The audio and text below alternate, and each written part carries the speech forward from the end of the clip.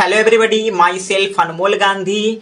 Organic chemistry के board महातोड़ series के episode number 16 में आपका स्वागत है। और आज हम डिस्कस करने जा रहे हैं साइनाइड ग्रुप के बारे में, वही जहर के बारे में। इसका यूपीएससी नेम कैसे लिखा जाता है, तो आइए समझते हैं बिना देरी किए हुए। यूपीएससी नेम लिखने के लिए वही निम्न बातों को फॉलो करना है। सिंगल बॉन्ड होता है कार्बन कार्बन के बीच।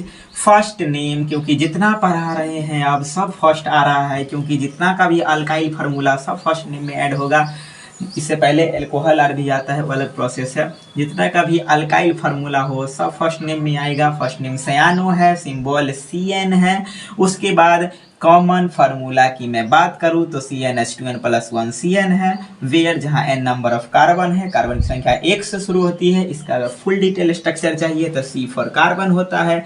कार्बन का 4 वैलेंसी पूरा रहना चाहिए, तो एक बॉन्ड इधर से छूटा हुआ है, 3 बॉन्ड के साथ नाइट्रोजन जुड़ा हुआ है। चाहे तो आप ये चाहे तो ये और या ये फिर याद कर लीजिए, ज़्यादा बेटर रहता है। जो शॉर्ट फॉर्म है उसे याद रखिए, बाकी बॉन्ड में तो आपको महारत हासिल करवा चुके हैं इससे पहले।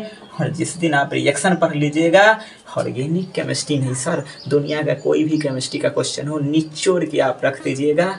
यूँ समझिए कि आप केमिस्ट्री के पेपर को शरबत बना के पी लीजिएगा सर। तो बिना देरी के शुरू करते हैं, यूपीएससी नेम समझते हैं। सबसे पहले स्ट्रक्चर फार्मूला की हम बात करें, कार्बन 1 लिख दिए हम। कार्बन 1 कौन सा ग्रुप लगाना है, साइनाइड ग्रुप। किधर से भी लगा दीजिए, इस बार मेरा मन है कि मैं नीचे से लगाऊं।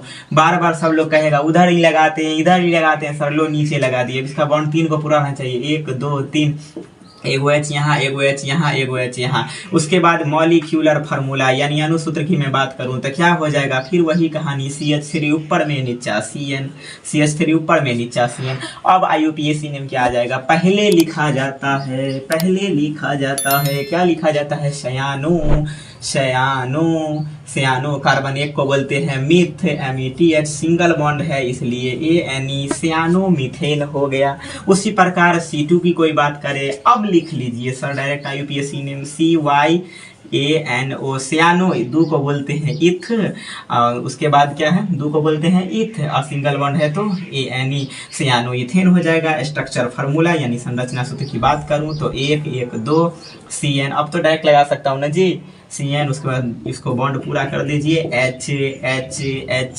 कोई बच्चा कह रहा है सर जी बॉन्ड पुराने में तो हम महारत हासिल है। कोई सा भी आदमी कह देगा कि बॉन्ड काहे इतना हो रहा है, हम तो चुटकी लगा के बता देंगे कि कार्बन का वैलेंसी 4 है, चलते 4 बॉन्ड।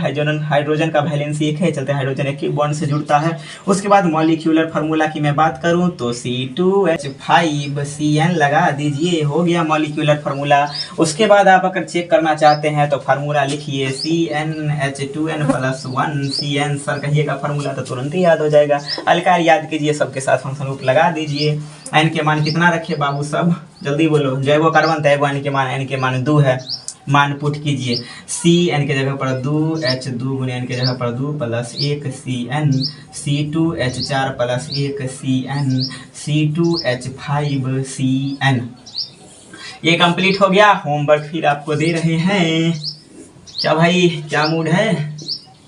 मूड तो सर बढ़िया है। सोच रहे थे गाना हो जाए कि बर्बाद के जिए लू आराम से, तनी पढ़ल बबुआ केमिस्ट्री हमारे नाम से।